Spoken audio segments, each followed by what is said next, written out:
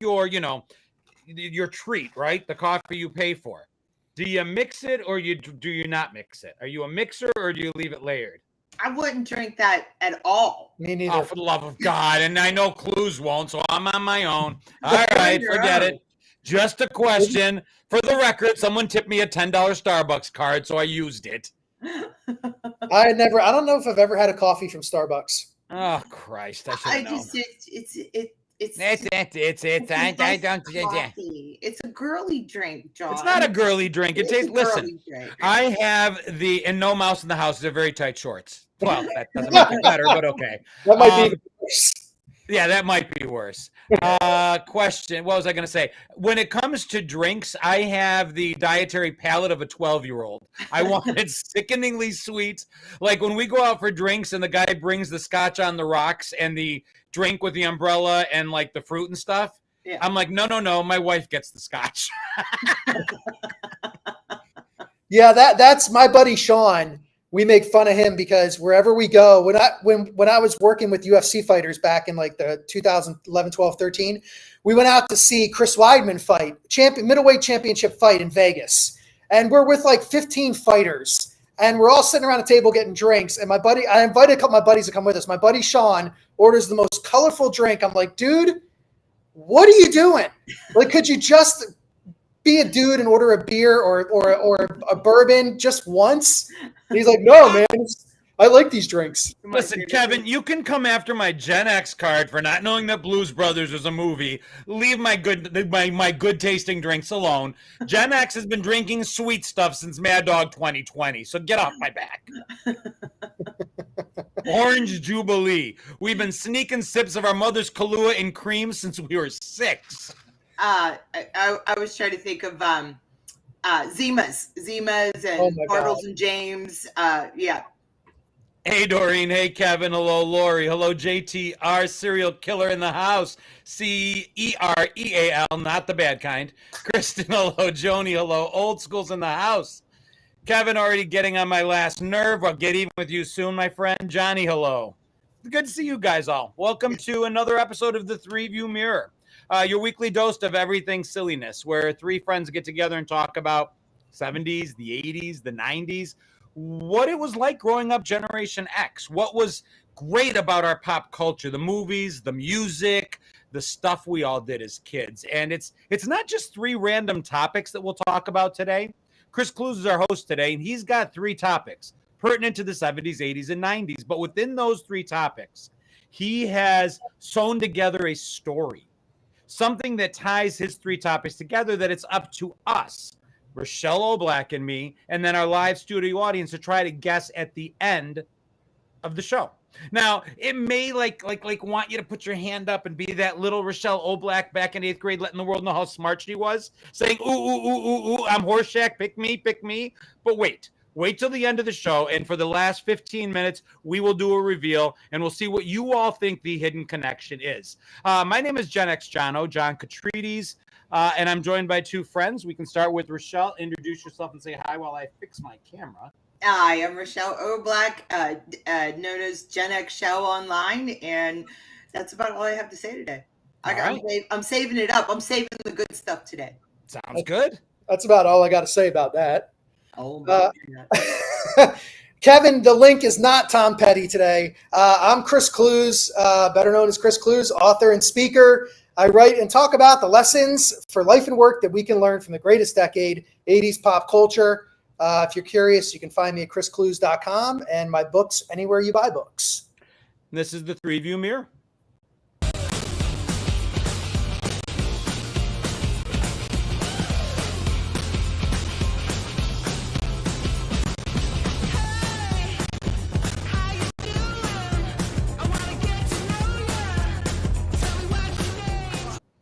All right, Chris, it is your show to run today, man. Take it.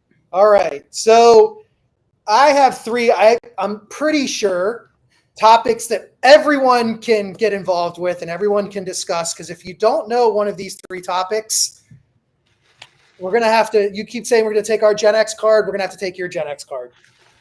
So my first topic is my all-time favorite actor from the 80s. You may have heard me say that before. Patrick Swayze is topic number 1.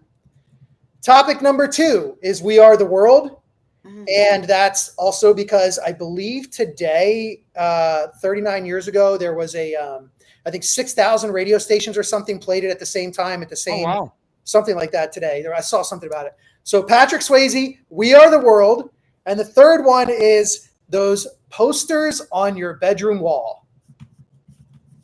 Yay. Yeah. As Samantha a kid, Fox. teenager. Samantha Fox is the clue. Samantha Fox. Those teenage posters or those posters on your teenage bedroom wall. Now Calvin That's Klein Swayze is the connection. Someone said it already. Now Calvin Klein is the connection. Dude, I Patrick Swayze, no problem. Of course, a poster. I've never heard We Are the World. Yeah, right. Listen, I've heard We Are the World, and I'm not the Beaches guy. So, you know. I don't know how many different ways I can say this. I'm not the Beaches guy. I was dragged to see the movie kicking and screaming. However, once there, you would have to be virtually dead inside to not appreciate the beauty of that movie. I mean, it's a thing. So I wish I knew, we always reveal the topics live here. I wish I knew that or had easy access to it. I have an original 45 with the sleeve of We Are the World. Oh, really? Yeah. Go get it. Well, we'll get to that for sure. You won't find it in my TikTok crap. Yeah. I was going to do the English Patient, but I figured that John would be the only one who could talk on that movie. Never saw it. Okay, sure. All right. Okay. Okay. So, are we ready to go? I'm ready. Where do you want us to start? All right. Let's start with my man, Patrick Swayze. As you can see on my chalkboard here, I have one of my favorite quotes from him. Pain don't hurt. From What movie? Roadhouse. Gotcha. Yeah. Kinda So first off, what's that? Kind of does hurt, though. Didn't hurt him. Dalton was a badass. Patrick Swayze. Dalton was a badass. Patrick Swayze is more. I just lost what I was going to say. All right. Anyway. Listen, Patrick Swayze is one of those, what do they call them? Hall passes. Like Patrick Swayze would have been, and bless his soul. I think he was a beautiful soul. And I'm so sorry that he passed, but, and I don't know how many years it's been now, maybe 5, 6? 2009. 9. Oh, it's been that long. Okay. 15 years. Wow. Bless his soul. He was a hall pass for me. I think he is absolutely just, he was an amazing looking man. I liked what he stood for. I liked his body. Did I say that already? I liked his body, his dancing, and his body. We can tell you're shaking over there. There are kids driving today that weren't on an earth that was shared with Patrick Swayze. There are 16-year-olds today that didn't live on. That's crazy that it's been 16 years since he passed. Wow. Yeah. That one took me out for a minute. That one, I was like gone. I mean, Patrick Swayze is more Chuck Norris than Chuck Norris. The guy played these badasses, but then the other cool thing was he was the guy's guy, right? He was like the Chuck Norris. He was the Dalton. He was the I'll tell you when it's time to not be nice guy. And then he was the guy that wrapped the arms around the woman while molding clay shirtless and in Ghost. And he was also Iceman in Top Gun, a total dick.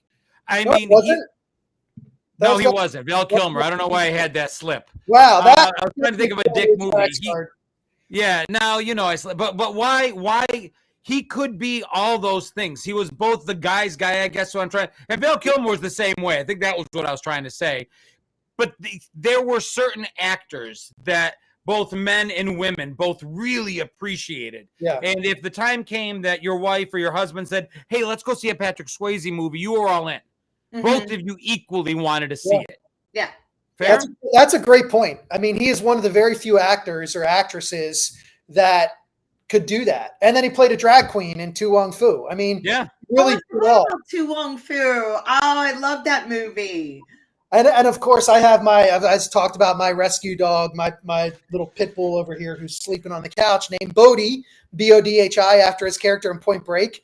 And I was telling Shell before before we went live that I think it was Wednesday or Thursday, AMC had a Patrick Swayze marathon. And I forgot. I mean, I know all the great movies he did, but wow. I mean, the 80s doesn't happen without Patrick Swayze. He's such a huge influence. The Outsiders, The Outsiders, Red Dawn,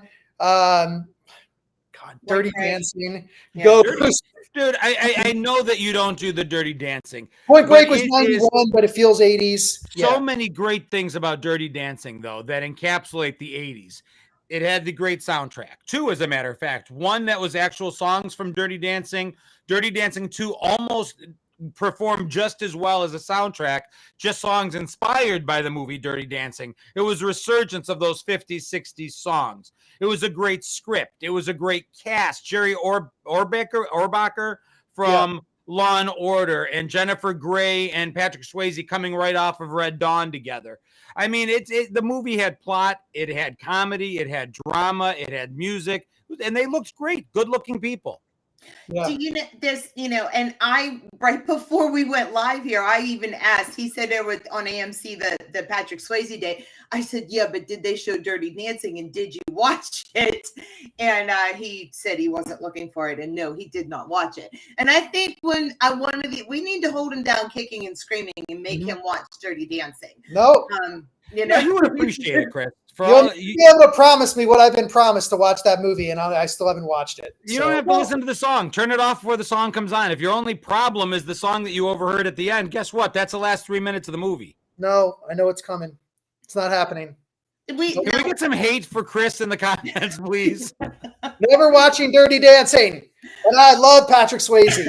Apparently you don't. North and South, right? The miniseries. North and South was his television. It was one of his earliest. Playing, I could get his name. Swain was his last name. Ori, first name Ori. Ori Swain was the part he played in North and South.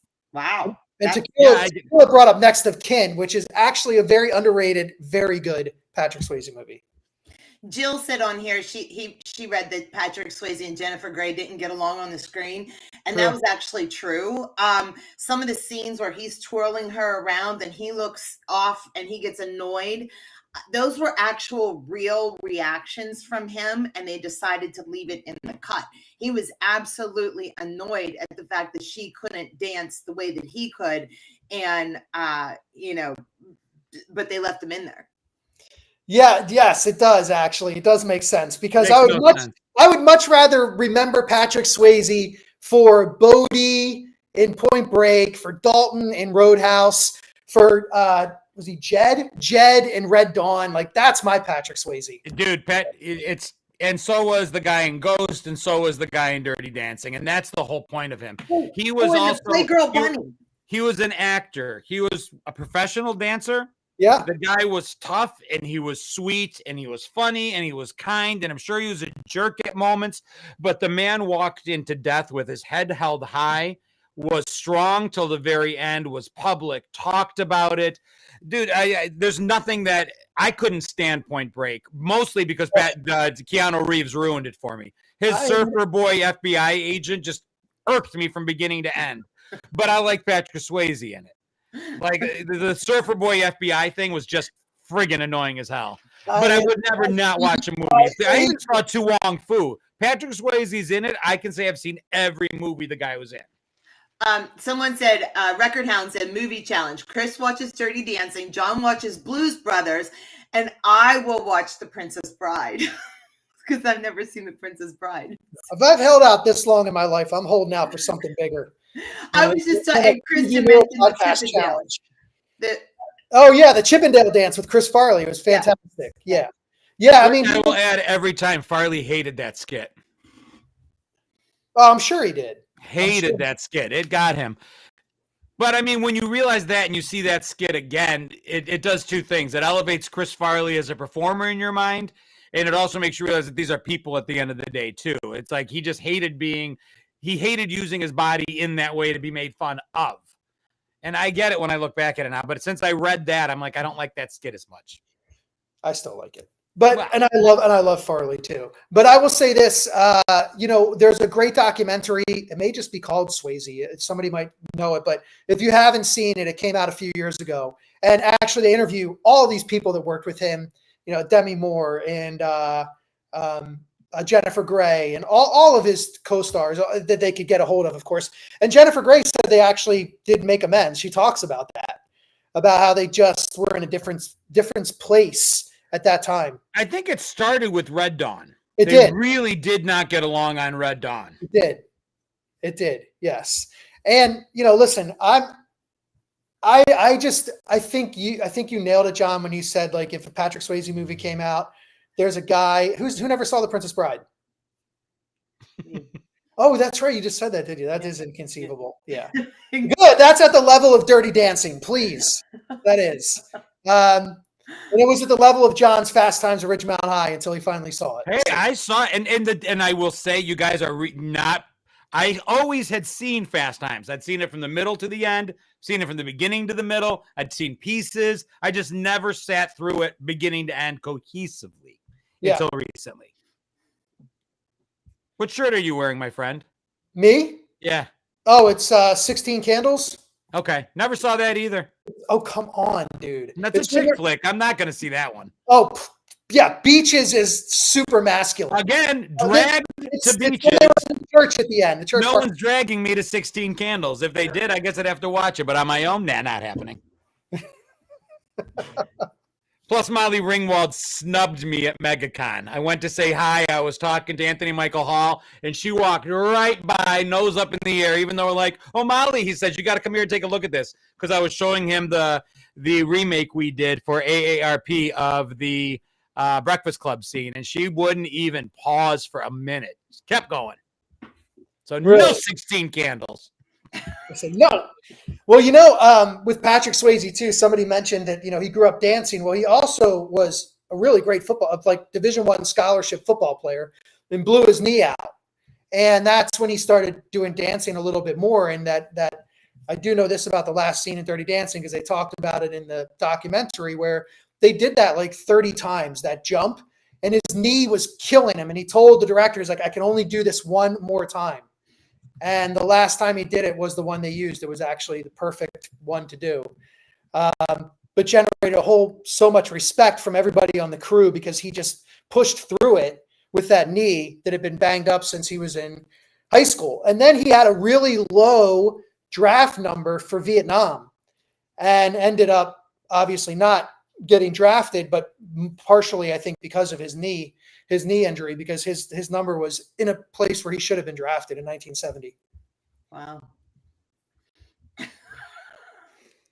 What? Well, they say don't meet your heroes, man, because it'll disappoint you. And sometimes it does, and sometimes it doesn't.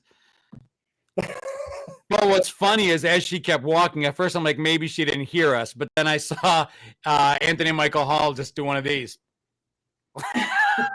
Oh, really? Yeah.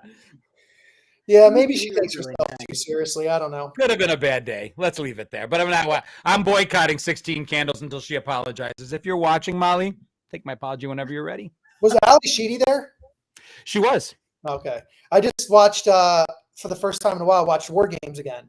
And I forgot it was Ali Sheedy with Matthew Broderick. Really, she's very much a chameleon. She looked different. I mean, she played very different characters. She could be the maid in that one comedy, which was like a throwaway movie. Yeah. Then you have Breakfast Club. Then you had, War Games.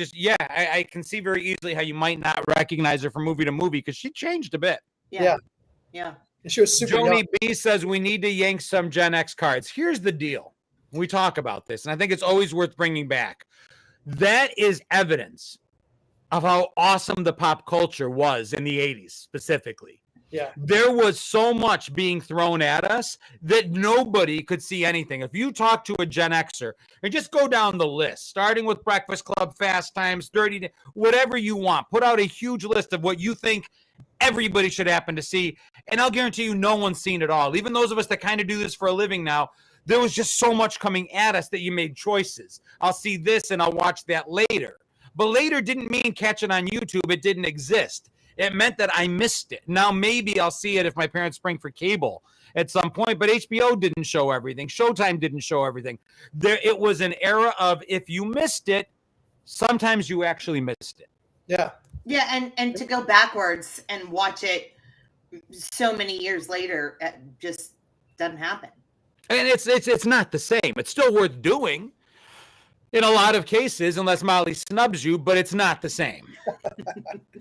Well, getting back to Patrick Swayze real quick, because I think we've been on this for a while to wrap up, but just to give you the run, like 11, 12-year run that he had, he started with Skate Town, USA, and then he went to The Outsiders, Uncommon Valor, Red Dawn, Youngblood, Dirty Dancing, Roadhouse, Next of Kin, Ghost, Point Break. This was in a 10-year period, mostly in the 80s, a couple in the 90s. Youngblood, what was Youngblood? The hockey one with Rob Lowe. With Rob Lowe? I saw it. I forgot he was in it. Yeah. Yep. And all I can remember in that movie, and don't judge me for this, is the scene with Rob Lowe's ass in a jockstrap. It's like forever emblazoned in my brain. I don't know why. I can't unsee it. The 80s was nothing if not gratuitous. Men, women, equal opportunity, gratuity. Yeah. Well, Uncommon Valor was one of my favorites too. And with Gene Hackman passing away recently, that's one, if you haven't seen and you enjoy war movies, Uncommon Valor is a very good one with Patrick Swayze in it as well. Grandview, USA. Yeah, Grandview, USA. And then Kevin reminds us that his first TV appearance was on MASH as a soldier with leukemia. I did not know that. Didn't know that either. Do I miss breakdancing? I would if I didn't do it every Thursday night at breakdancing class. Oh my God. Bring your own cardboard. Doing your popping class. All right. Oh, don't you judge me. So anything else on Patrick Swayze? I'm good. Shell? No. Do you want to tell us once again that you have a hall pass for Patrick Swayze? I have a hall pass for had a hall pass for Patrick. Had a Swayze. hall pass for him, yeah. Mm-hmm. Although the movie Ghost, you never know. Okay. So but in the movie Ghost, in order to be able to make out with Ghost Patrick Swayze, Shell would have to kiss Whoopi Goldberg. Not saying that's a good or a bad thing. I'm just saying that's the way it happened. I on second thought.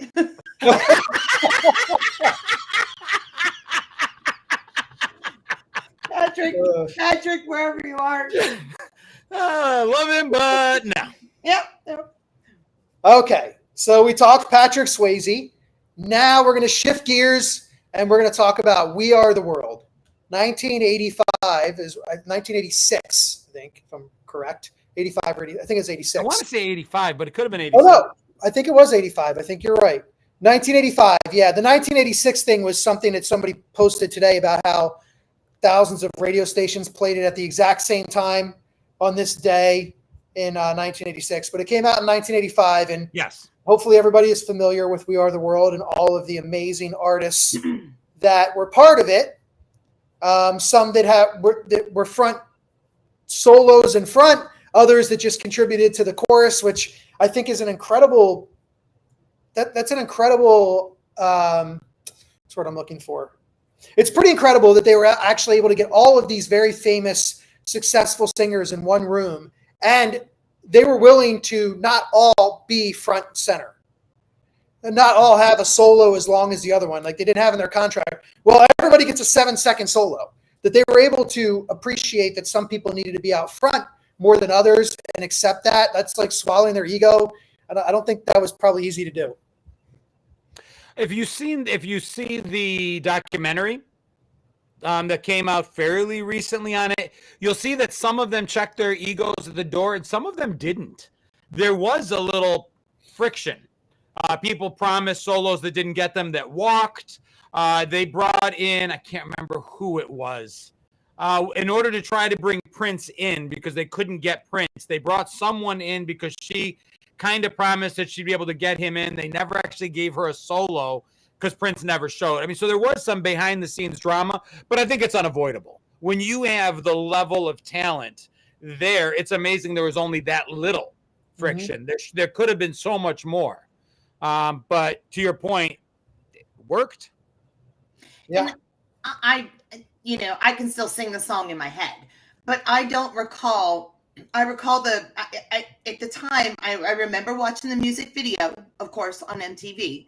And I remember seeing the people in the chorus, but I don't recall too many of who all was there, except for the people that had the solos. Yeah, I mean, look, out front, the first verse, you had the soloists were Lionel Richie, Stevie Wonder, Paul Simon, Kenny Rogers, James Ingram, Tina Turner, and Billy Joel. Yep. And Michael Jackson and Diana Ross sang the first chorus, Yep. not even as a solo. Dan Aykroyd was actually in it, which is interesting. I always found fascinating that Dan Aykroyd was. You know the story behind that? No, I don't. So the person that was doing the production for the whole thing was the person that actually was PR person for Dan Aykroyd. He just happened to be in the office when they were discussing it, when they were getting ready, and he's like, "Come by tonight." He's like, "We're going to meet at the studio tonight. Why don't you come by too?" And just happened to be there, right place, right time. Wasn't planned.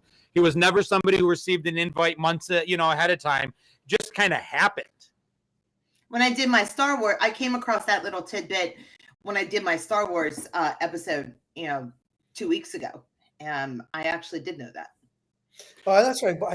Why didn't I recall that we actually mentioned Dan Aykroyd in that? And of course, Bette Midler, John's favorite, also was involved in no solo, but a chorus in the chorus.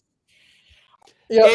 I can remember every second of the video, including who had the solos, what order they were in. Cyndi Lauper, somebody just mentioned, I put it up on the wall, came in as a replacement for Madonna, and I couldn't be more grateful that she did, because I think Cindy's section there is just, I can hear that one resonating in my brain.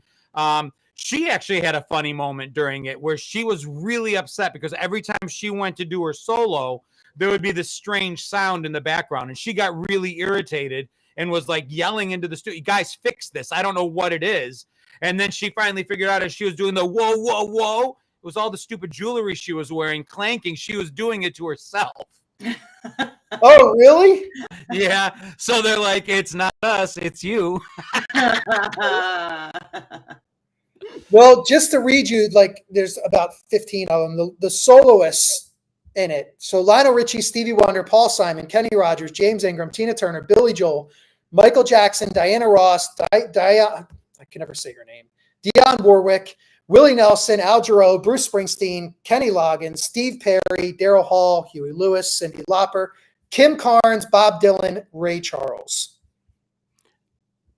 Anyone there whose solo you didn't care for? The one that jumps out at me out of that list of people, because they're all so accomplished, the one that really jumps out at me is I'm just surprised when I look at the people who are in the chorus and didn't have a solo is Kim Carnes. I mean, I love Betty Davis Eyes. It's one of my favorite songs, but I would think like Bette Midler or I don't know, Waylon Jennings or. I mean, she did well with it. Springsteen has this look on his face throughout the whole thing that looks like an oh moment. He's just like, if you watch him do it and not realize out of context what he's doing, it almost looks pornographic. Bob Dylan. I never was a Bob Dylan fan. As a lyricist, the guy's incredible. Yeah. But his voice, never could really tolerate it. And what's ironic is you watch that. I cannot recommend that documentary enough. Talk about getting a backstage view of what was happening. He didn't believe he had the pipes to be up there with all those other people. They basically cleared the studio for him to be able to do his part because he felt so overwhelmed by the talent around him. And he's like, this isn't me. And they're like, no, we want your voice in this. Your voice is important. And I like that. I gotta see that documentary. I never saw it. Yeah, I didn't. That's actually on. I think I just saw that on Netflix the other day, and I didn't watch. Bruce looked like it hurts. What? Bruce looked like it hurts. People are saying Huey Lewis killed it. Yeah, there's a big one. I loved Kenny Rogers' part. I think he killed it. Huey Lewis absolutely killed it. Cyndi Lauper, I think, killed it. Michael Jackson, I mean, come on. You don't make it without Michael Jackson. I could do an entire segment on We Are the World. And I also think it's amazing that there are iconic moments in a Gen X memory. And January 28th has two of the biggest. It was the day these January 28th, 1985 is the day they met to do this. And January 28th, 1986 was the Challenger disaster. And both of those, I mean, those two, We Are the World is an iconic memory for me. It's everything about what we learned to come together as people and donate money and care about the world. And then the Challenger. So on one hand, you have hope, and on the other, disaster, and they both happened on January 28th. Oh, I didn't know that.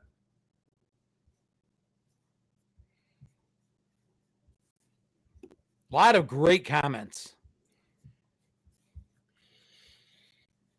Yeah, they raised, I think somebody said it in today's money, it would have been the equivalent of about $31 million from the song, and then other money from the merchandise. And I was reading that somebody who was in Ethiopia at the time, I want to say it was in the capital, which is it's two letters, it's two words that start with A, and I can't think of them right now. But anyway, she was there, and she was interviewed in like 2008 or 9, and I guess she was in the U.S. now, and she was saying that the food actually got to the people, which is not typically what happens today. We see these big events that happen, these big fundraisers, and then you find out that 1% of what was raised actually gets to the people who needed it. Where there are real stories of people who said, and she said that to this day, there's a bread that they make in Ethiopia out of different elements of food that was delivered back then in 1985, and they still call it Michael bread after Michael Jackson because they knew that was coming from the We Are the World, which is kind of cool. And like I said, in this day and age, we hear about these big fundraisers, but we don't know that everything gets to everybody. And we hear various stories of people saying they actually got the stuff that was bought from the money that was raised. Oh, amazing. Yeah, pretty cool. It's just for an apathetic generation, or at least we get the label of being apathetic. And it's because of our whatever attitude. When we can't affect change, when we can't do something about something in the moment, we're not apathetic. We just are that generation that's really good about putting something on a back burner for a minute because we have something else to do. We're like, I'm not going to sit and mope and worry about this. I can't do anything about it. So I'm whatever for now. I'll deal with it later, maybe. But we're also the generation that grew up on this stuff. And it was a very singular moment in time. You got to realize how fast one after the other, these huge movements to change the world came one right after the other. And boomers will say, yeah, it was us that was doing that. And I'm like, yes, absolutely. I'm not saying these were Gen Xers, but we were children sitting at home that grew up with this. So yes, you did it, but it impacted who we became. We Are the World, Live Aid, Band-Aid, Farm Aid, Hands Across America, which didn't work so well, but it was an attempt. I mean, one right after the other. We were the generation of kids growing up on Jerry Lewis telethons, with going door to door on Halloween with the UNICEF, not only our candy, but raising money for UNICEF. I think it speaks a lot to who we became. And we all adopted kids from Africa. Thank you, Quark. I did too.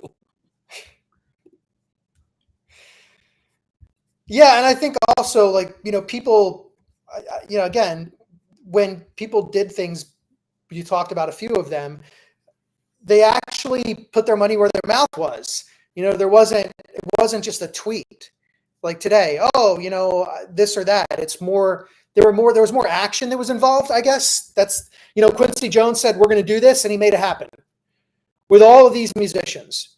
And that's amazing. I don't know that you could do that today because I think a lot of people talk, but they don't walk.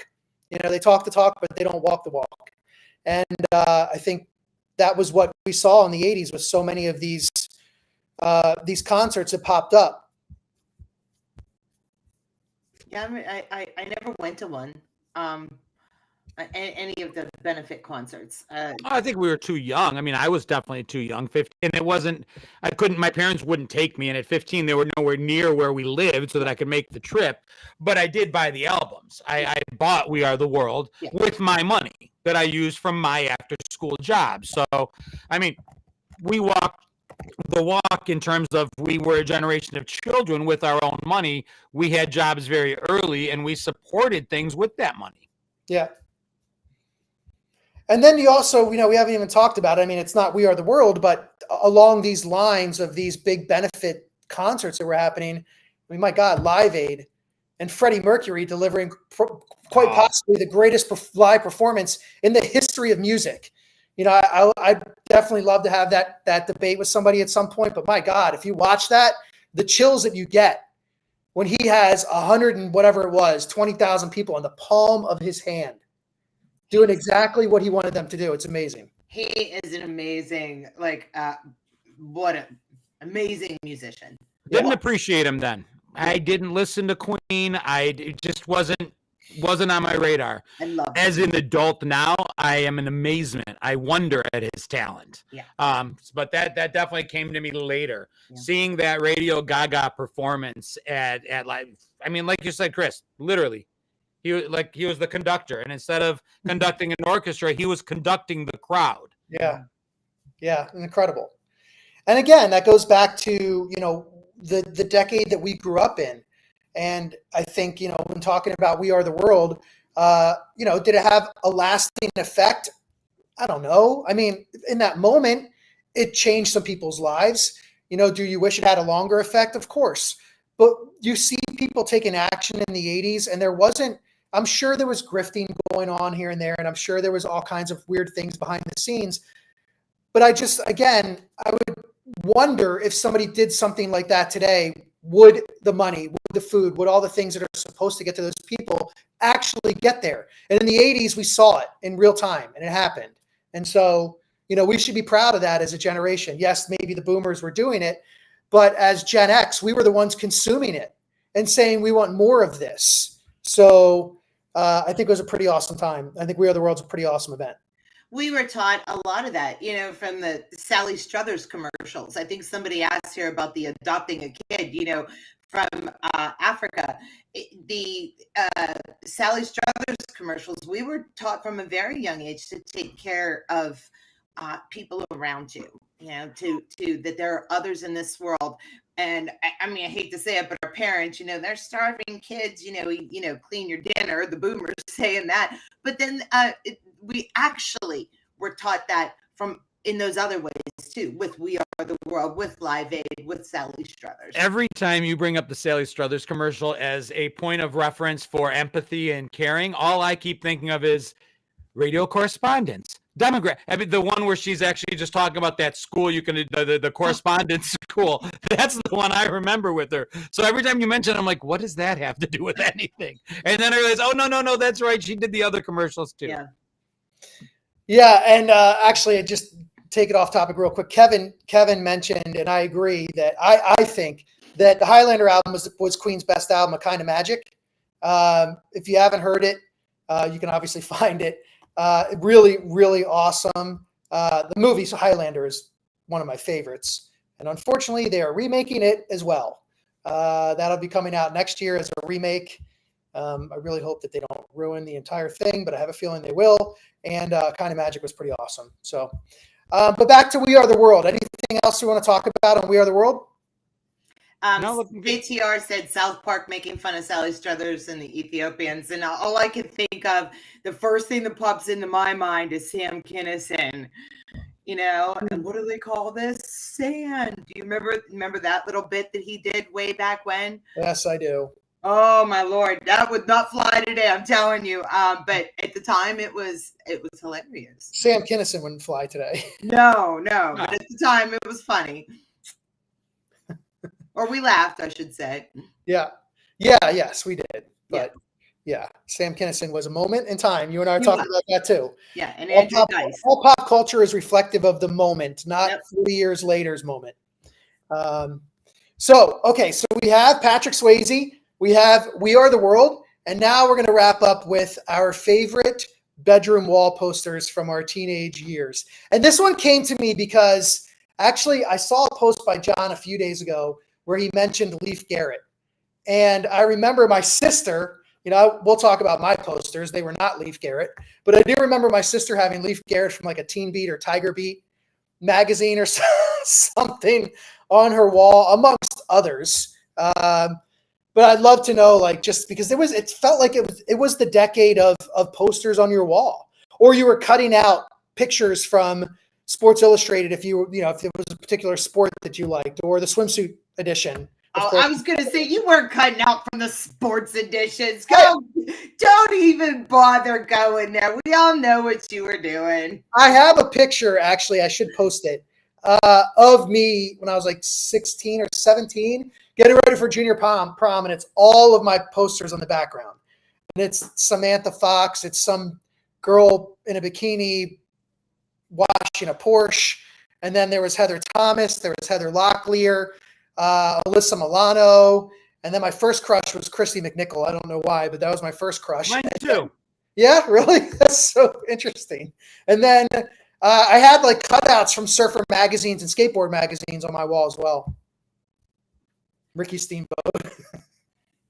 I was only allowed, I think I mentioned this before, my sad upbringing with a Greek mother who wanted her house to be immaculate. I was not allowed to put posters on walls because the tape would peel off the paint. So I could only put it on. I had the 2 closet doors that would open like this, and they were like the faux wood or whatever. So I could put one on each side of that, and I could put one on the back of my door. So that was basically 3 posters that I would just alternate. That's all I was allowed. And just to kind of back up on that as well, I did not have posters in my room either. I had more of the girly bedroom with wallpaper and everything matched, and it was an old farmhouse, 100-year-old farmhouse kind of thing. And we not only weren't we allowed to have the posters hanging up, I actually didn't want the posters hanging up because I actually liked the way that my room had looked. It was, kind of a beautiful room. And, I had the magazines, but not the posters. What about Patrick Swayze? No. And here's the thing, and I will say this, and I'm pretty sure that the studio audience here is going to agree with me. There was always a reason that the Heather Thomases and the Samantha Foxes, that their posters were hot sellers.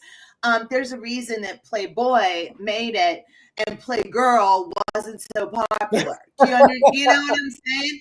Us females didn't necessarily go with the visual the same way the guys went with the visual, with the girl bending over the Porsche. You know what I'm talking about? I don't know. I've seen the teen beats, unless those were for men of ulterior alternative insight. No. Those teen boys, they were all exactly just like the pictures of the girls. The guy with his shirt open or off. Yes. You didn't have Scott Baio dressed in a sweater. No. You had him sitting there with his shirt off, sitting on a bearskin rug. Right. It's the same thing. You're not any better than we are. But we didn't idolize it and put it on our walls. But a lot of girls did. You didn't, because you were sitting in a 300-year-old farmhouse throwing corn at windows. I'm telling you, but that's a thing. It is a thing. I know there's going to be people in the audience that agree with that. And a lot of people are mentioning music posters as well, that they put all of like their favorite bands up, whoever they were. And I know a lot of people did that too. So somebody was mentioning they were big like Metallica and Slayer. And then you had the people that were all into The Cure and the Smiths, and they would put that all over their walls. And it was really like, for those of us that did have posters on our wall, it kind of like was your opportunity, just like a locker maybe in your high school where you would put maybe stickers on the inside, to kind of like have your own little space with your personality, whatever that was, or the things that you enjoyed, where I couldn't do that anywhere else in my house. Like I couldn't put posters up in the family room.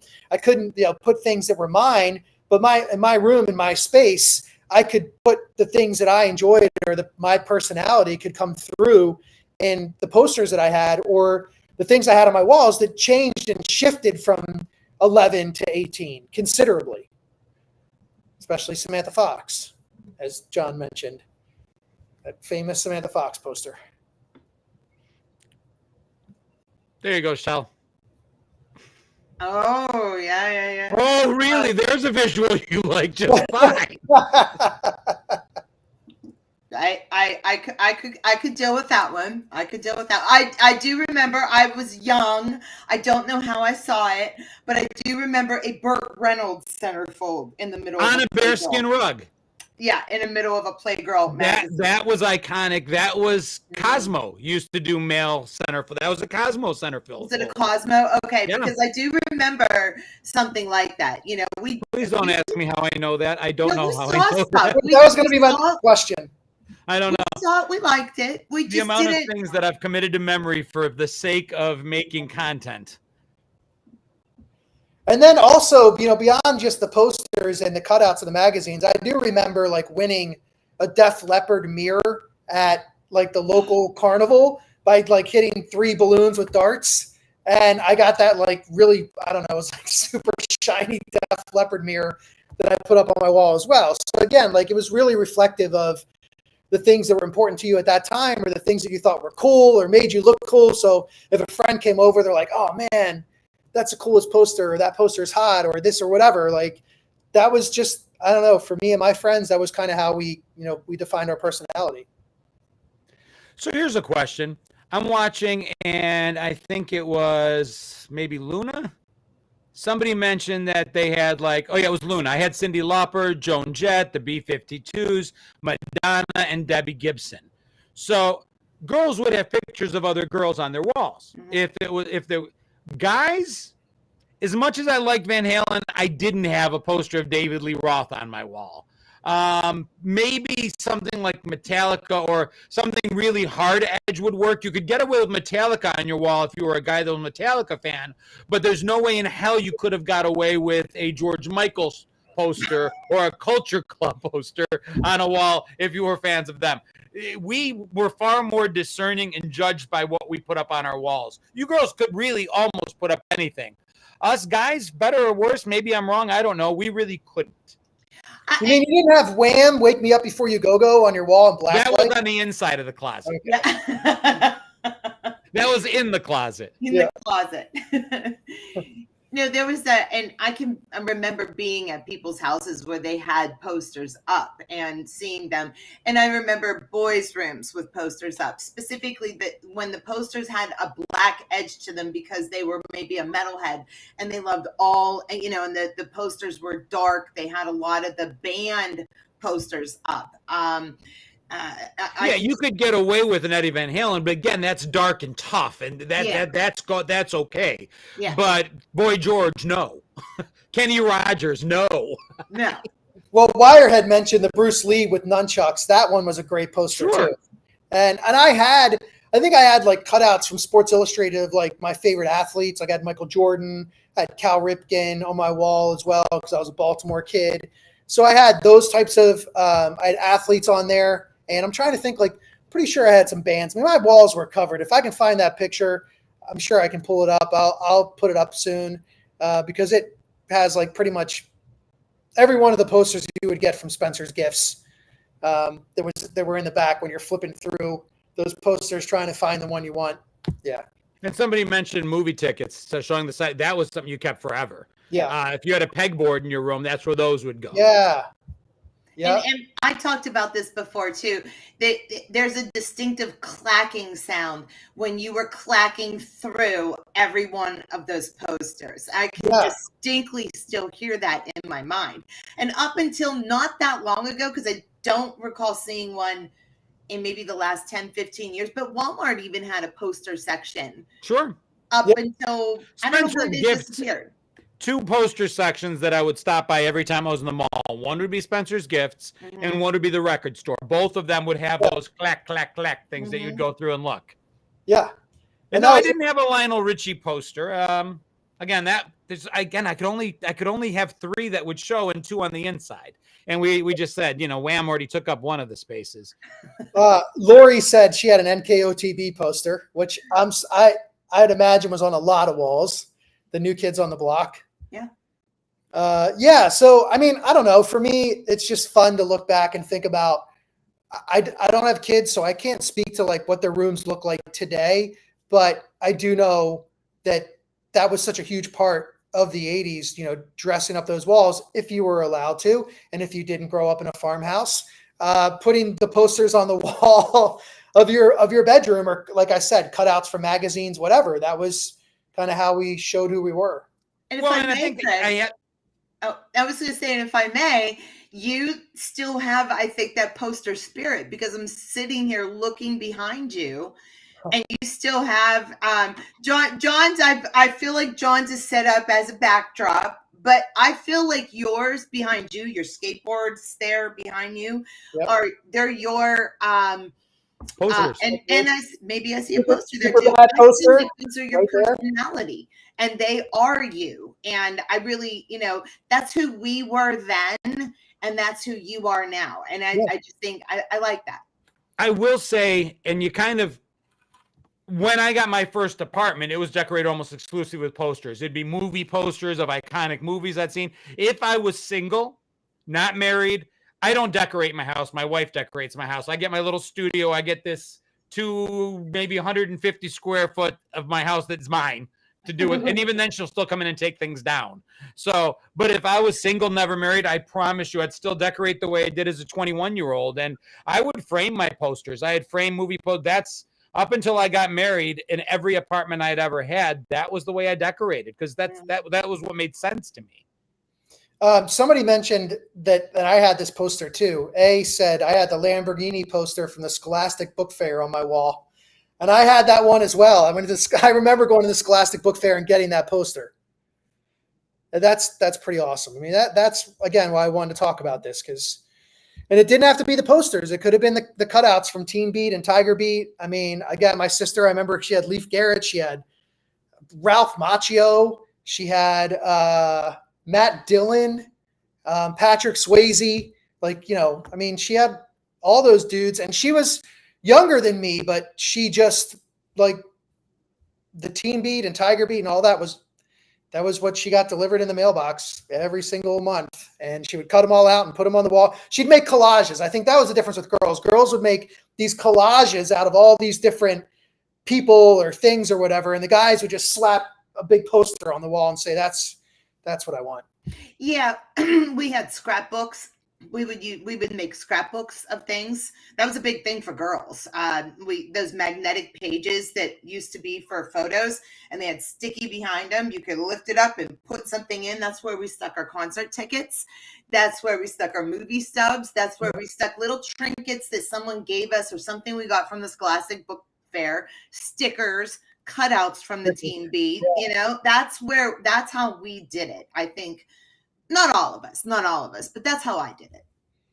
I had the scratch and sniff stickers on my dresser because, listen, a teenage boy's bedroom doesn't smell the best. So I'd have those scratch and sniff stickers with grape or orange or whatever. They're like, just scratch it and smell, and then you'll forget about everything else. Forget everything else.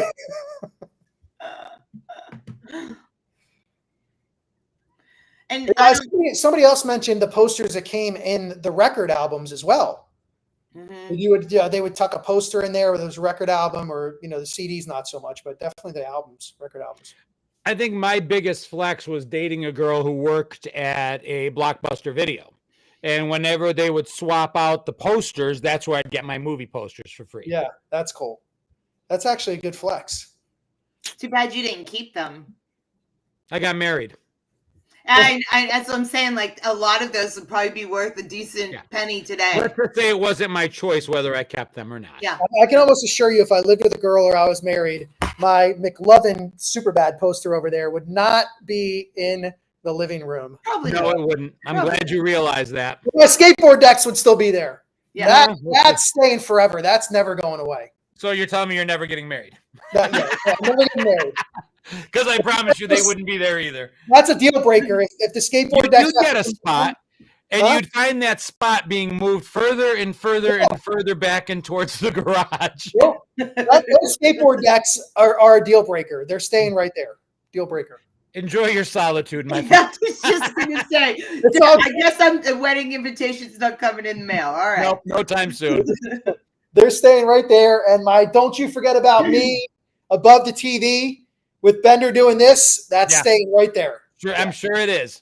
I will say this. I have, how I told everybody I collect the McDonald's toys.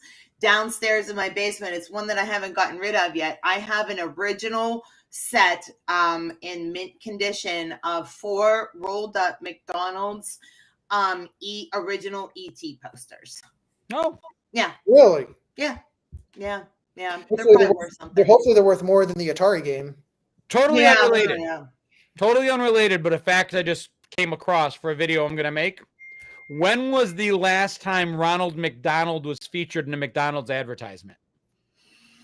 Oh, I forget the year. I had quit. 2016. Yeah, I had quit collecting He has by not then. been but- around for over 9 years. I'm like, Yeah. when did that happen? I didn't realize that until I came across that earlier today. 9 Yeah. years they ditched him. Yeah, yeah, he's been gone. Yeah, all the play places, all the everything, you know. And you've seen the meme that looks like, you know, Yeah. McDonald's looks like a sad middle-aged person now, you know. I just had no idea. Like, he slipped away without me really realizing he was gone. Yeah. Uh, And the same way that Birdie and all the other characters slipped away when we were younger. One day we didn't see them anymore, and they were just retired. Devil mentioned, did anybody have street signs on your walls? And I did actually have a street sign on my wall. My daughter still does. Yeah. I didn't. My wife's like, "Where did you get that?" I'm like, "You don't ask those questions. Yeah, don't Leave it worry. alone. Where did you get that?" They gave it to her. The city came to her and said, "Here." What do you think she got it? Okay. So we're coming up on an hour here. Yeah. And we've talked about Patrick Swayze. We talked about the posters on our bedroom walls, and we talked about We Are the World. And there is a common connection through there, and I threw a few things out to try to help you guys throughout the process. If you did, I couldn't see it. I didn't hear it. And it's a connection to this week in 80s pop culture. So something happened this week in 80s pop culture that this connects to. These three things: Patrick Swayze, We Are the World, and those posters or the cutouts of the magazines, whatever you put on your walls. Detention Day was this week, right? It was. Yep. But that's not the connection. That's not it. I had an idea. I'm going to wait and see if the crowd comes up with it. I'll write mine down so that I don't lose credit if I'm right, but I want to give the studio audience a chance to catch up.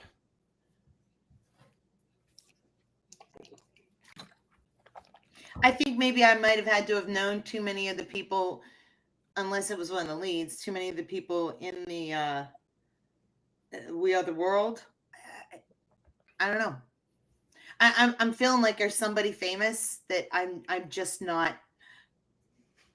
Don't think it's Dirty Dancing. Definitely not.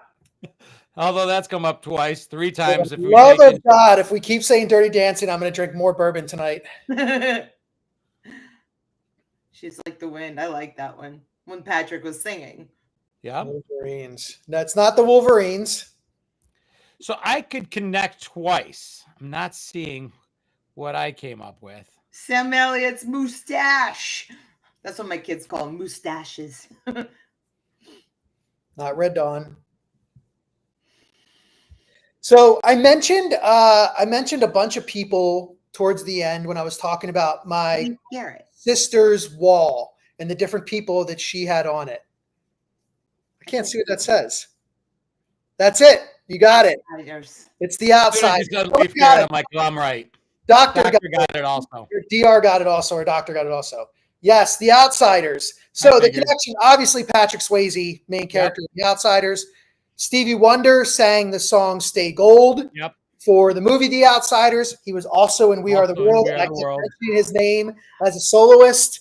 And then the bedroom walls, of course, you had Ralph Macchio, Patrick Swayze, Matt Dillon. Then you also had Diane Lane, who I had on my wall that was in The Outsiders. Yes. So, and Leif Garrett. And Leif Garrett, who was in The Outsiders. And I saw poster. Yeah, there's the movie poster. Yep. Absolutely. I can't believe I did not see that one. And then Leif Garrett, who was also in The Outsiders, was a big movie poster guy in the 80s and in the late 70s, early 80s. And then also March 25th, 1983 was when The Outsiders premiered in theaters. And I did a video on that, which is probably the only reason it was still fresh in my mind. So that this one, I figured I just wanted to give the crowd a chance to get this one. I love this connection. Outsiders, if I didn't get this one, I would have been really upset because Outsiders is probably one of my top 3 favorite movies. And Brooke. and book, but And it's a book, movie yeah. that you couldn't afford to make today. Mm-mm. I did a video where I just walked through the people in it. You couldn't, if you look at We Are the World being a pantheon of the greatest singers, Outsiders is kind of like that with a cast. Maybe not at the time, No, not at but the time. almost everyone there became iconic. Yeah. I mean, it's unbelievable. So Emilio Estevez, Matt Dillon, Patrick Swayze, C. Thomas Howell, Ralph Macchio, Tom Cruise, missing one. Rob Lowe. Rob Lowe, and of course he was on walls as well, posters as well. Yeah, and yeah, then probably the most prominent of all of them. And then Diane Lane. You know, we forgot about Diane Lane because she was a Soch, and we always focus on the greasers. Mm-hmm. Well, and another Soch number 3. Yeah. Flea. Leif Garrett. Flea. Oh, from Flea. Red Hot Chili Peppers. And then Leif Garrett as well. Yep. Yeah. Which Yeah. Flea being a Soch always blew my mind, because if there's anybody who is not Soch, It should be a greaser. Yeah. Yeah, but Flea was one of his first he was almost not credited, but he played the part of Soch number 3. And again, Red Hot Chili Peppers, more posters on walls for sure. Very true. And that's so interesting that because the following year he played a hardcore punk rocker in the movie Suburbia. Not the recent Suburbia, but if you like punk rock music and you like indie films that are a little gritty, Suburbia is a great movie that came out, I think, in 1984. Flea's in it as well, about these punk rockers who live in this house on the street and they do punk rock stuff. And he was also in Back to the Future, one of Biff's little cohorts. Yeah. So was Calvin Klein. I just will mention that. There's the connection, the Calvin Klein connection. For those that are listening, joining, just to recap again, sometimes I think we get lost in the discussions and the fun of what we talk about, that we sometimes don't realize what the Three View Mirror connection part of it is. And so, Chris, your 3 topics today were Patrick Swayze. Yep. The song We Are the World. Yep. And then movie posters on our wall. And the connection today was the movies The Outsiders. And could you walk them through real quick one more time, the connection? So Patrick Swayze, main character in The Outsiders. We Are the World. Stevie Wonder was one of the main soloists who also did the song Stay Gold on the Outsiders soundtrack. And then the posters on our walls, of course, all those guys, Rob Lowe, Patrick Swayze, Ralph Macchio, Leif Garrett, we mentioned, we're all on girls' walls, maybe some guys' walls as well. And then for the guys, we had Diane Lane from The Outsiders, who was also on a lot of posters. And so we kind of made that connection. Or the movie itself, because it's an iconic movie poster. And the beautiful thing is, if you look at the poster that I just showed, that's actually a candid. They were taking the movie stills for the picture, for the poster, and nothing felt quite right. And they kind of went through B-roll, as it were, just some of the candids they took really quick, and that's what they decided to go with. Yeah. Yeah. So, and I want to share a connection that I think is really important, because on this podcast, we talk so much about pop culture and nostalgia. And when I do my speaking gigs, I one of the things I mention when I talk about The Outsiders and the lessons from it is how important pop culture is to all of us. And when we think about history, we don't often talk about pop culture, but here's a really cool, incredible thread in connection with The Outsiders. The book was written by S.E. Hinton in 1967. Susan Eloise Hinton, she was 16 years old, writes the great American novel at 16. Think about what you were doing at 16, not writing the great American novel. 1983, Francis Ford Coppola directs the movie with all of these soon-to-be huge stars in that movie, and is still a classic to today. And then there's a guy named Danny Boy O'Connor, who was one of the founders of the rap group House of Pain. Jump around, jump, jump. So Danny Boy grew up a huge fan of The Outsiders. And when the group kind of came to an end, he moved to Tulsa, Oklahoma, because he loved The Outsiders, and that was where it was filmed. And the house that the Greasers were filmed in was going to be taken down, redeveloped. They were going to bulldoze it. And he said, no, it's important. We got to save it. So he worked with some people to save it. They restored it and turned it into the Outsiders House Museum in Tulsa, Oklahoma, which you can now visit. C. Thomas Howell plays guitar there fairly often. And there's a lot of celebrities that have come by. And it's a cool homage to The Outsiders. So my point in all of that is, if you think we're in 2025 today, the book was written in 67. The movie comes out in 83. A hip hop star in the early 90s falls in love with the Outsiders when he's a kid and then restores the Outsiders house to its glory and turns it into a museum to the movie. You're talking about 25, 50, 58 years. How many generations have been impacted by the Outsiders? And that's why pop culture is important. And I will say this. I homeschool my kids, and I know that a lot of people know that. I homeschool my kids, and that was on, excuse me, that was on their reading list. We read that, I think, 2 years ago. I had them reading the classics and reading all the good American literature, and I consider it literature for kids. And we read it.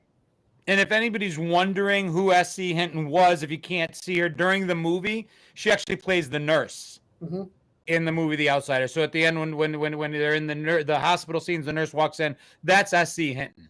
Yeah. So I think it's cool that they put her in the movie as well. And she's at the Outsiders house quite a bit, actually. So she shows up there a lot. It's just a really cool. I don't know. For me, just thinking about, we should contact whoever has the museum and ask if we can do an episode of this there. That'd be cool. That'd be cool. We'll talk later. I don't want to name drop. We'll just talk later. Yeah. I think something like that would be cool. I could probably get us into the Goonies house if you guys are willing to take a flight to Oregon. Oh yeah, hell yeah, that'd be amazing. I read what we read. We also had Where the Red Fern Grows. We read that one. Yep. You could probably name a whole bunch of good literature there, and my children would have read it, and so would. But we did read it. Mm-hmm. That's the cool. I remember distinctly not wanting to read The Outsiders. I didn't want to read the book, and once you find out there's a movie, you're like, all right, shortcut. I'll watch the movie. And I remember watching the movie instead of reading the book, but loving the movie so much that then I was excited to go back and read the book. I did it backwards, but I did it. Yeah. Lord of the Flies, same thing. I didn't want to, but I saw the movie. And then once I saw the movie, I'm like, you know what? I want to read the book. And kids are having a harder and harder and harder. Listen, I'm not going to pretend we all loved reading, but I think most of us read most of the classics, or at least the Cliff's Notes versions of the classics we were supposed to read. 1984 by George Orwell, Lord of the Flies, The Outsiders, Where the Red Fern Grows. There's a lot of that, and we all are at least. Yeah, and if we didn't read the whole book, we can still speak intelligently to it. Peter, with Jaws, I read Peter Benchley's movie. I saw the movie, then I read the book. Mm-hmm. Diary of Anne Frank. I have these discussions with my kids. The books they're supposed to read are nowhere near as engaging as the books that we're seeing come through the scroll here. They're not aspects of pop culture. They're somebody's good idea of what literature should be, but it's not the same. Romeo and Juliet stands out, and actually we just lost Juliet, the actress that played Juliet in the movie we all saw in school. I think most of us saw the 1960s version of Romeo and Juliet in school. Even though they flashed her boobs in his butt, we were allowed to see it in school. It's just, I don't know. I love that The Outsiders probably is not only responsible for bringing people to pop culture, into the movies, I think it probably inspired a love of reading in a lot of Gen Xers. Mm-hmm. Yeah, and now it's a musical as well that just won a bunch of awards. I mean, it's just amazing the impact that it's had. And for me, a huge impact, so much so I think I've told you guys this before, but this is from The Outsiders. You still have a lot of time to make yourself be what you want. Mm-hmm. And that was Johnny Cade. He said that in The Outsiders in the book. I don't know if he actually said it in the movie, but that was an important quote to me. And there are so many quotes when you go back and read the book that as you get older mean a lot more to you than they did. Somebody mentioned the porch scene where Ponyboy is on his the little porch of his little house, and he's looking at the sunset. And he knows that Cherry Valance, who lives on the right side of the tracks, is in her big house on her balcony. And he's trying to figure out what they have in common. And he said, maybe, we see the same sunset. And that's what he kind of sees that they have in common. And that we all should remember that all of us, regardless of our station in life, our age, what we do for a living, the house that we live in, an apartment we live in, we all see the same sunset. Yeah, that's very true. Show your other arm, Chris. This one? Yeah. Oh yeah, sincerely yours, the Breakfast Club. I have a bruise from jujitsu. I got submitted yesterday, and got the bruise and paid the price. So yeah. Somebody, a couple people are mentioning the books. We are that conflicted generation that has two sides of us. Like we would read The Outsiders, we would read Grapes of Wrath, we would read Where the Red Fern Grows. We would also read V.C. Andrews, Stephen King, Peter Koontz. We were on all sides of it without a day. But I think it's funny. I did a video that did really well showing other actors auditioning for the parts of The Outsiders. And, Anthony Michael Hall auditioning for, I think, C. Thomas Howell's part. It could have been other people. There were so many people that tried to be a part of this. And at the end of the day, it was exactly who it needed to be. Yeah. Yep. It was. Yeah. Dude, probably one of my top, I can't tell you the other two, but this is definitely one of my top 3 episodes. Oh, well, thanks, man. I've really enjoyed these topics. Very good episode. I told you guys a couple days ago I thought I had some good ones. You did. No, this did. It was amazing. I could speak for hours on each. I love that the connection was relevant. I love that it was timely. March was when We Are the World was actually released as well. I mean, it was timely on so many levels. Outsiders, We Are the World. Sweetest. I love that I got points. I got it. Yeah, that's right. You got it. Well, when I said Leif Garrett, I thought it might give you a clue because you had mentioned Leif Garrett in your Outsiders video, which was actually what gave me the idea because I was looking to connect the Outsiders and I was trying to figure out how to do it. And when you mentioned Leif Garrett, I'm like, oh yeah, he was on my sister's wall. I'm like, okay, posters. And that was it. That was the last connection that I needed. And I love that it takes us out of pop culture and brings us into our history, our personal history. I love when one of our connections does that. Yeah. That's that has become quickly one of my favorite parts. Oh, I read all of The Lion, the Witch, and the Wardrobe. The Chronicles of Magician's Nephew, Lion, Witch, and the Wardrobe. I read all that series. I devoured those books. And I will say, as far as Patrick, people are talking about remakes. Be on the lookout. Ghost is in pre-production. They're talking about redoing it. It's they're having problems rewriting scenes because Whoopi Goldberg's part is seen as being offensive. That it's tropish, that it's stereotypish, that it's all the negative. And I'm like, well, if you change too much, then just make a new movie. Create a different movie. It's okay. You'll make a great movie. Call it something else. Just re-release the original. That's what that's too. Instead of doing the remakes, just re-release the original for a month. Yep. All right, y'all. Well, you know where to catch us. We are here every Friday afternoon, starting right around 5:30. Subject to change. If we are going to change it, I will post a schedule letting you all know. But 5:30 p.m. Eastern time, most Fridays, we will be right here. Next week, it's back to Shell. Don't even go there. Somebody said you didn't shell it, and then they said they love me. I said, oh, that's good. I will not shell it next week. I've already got ideas. So. And Kristen, thanks for the compliment. I noticed John didn't highlight it, but that was a great connection that stumped us, Chris. Thank you, Kristen. Yeah, it was a great one. I came out and told you it's one of my top 3 favorite episodes. I'm totally messing. How much more do you want? More. I want more. I need more. My God. I live for the applause. It's like Lady Gaga. I'm doing what I can. Top 3, dude. All eyes on me, man. It's Tupac. All right, I guess. All right, y'all. We will see you next week. Bring a friend. Peace. See you later. Stay rad, everybody. I can never get this outro right. Oh, forget it. Bye. See ya. There go the floating heads.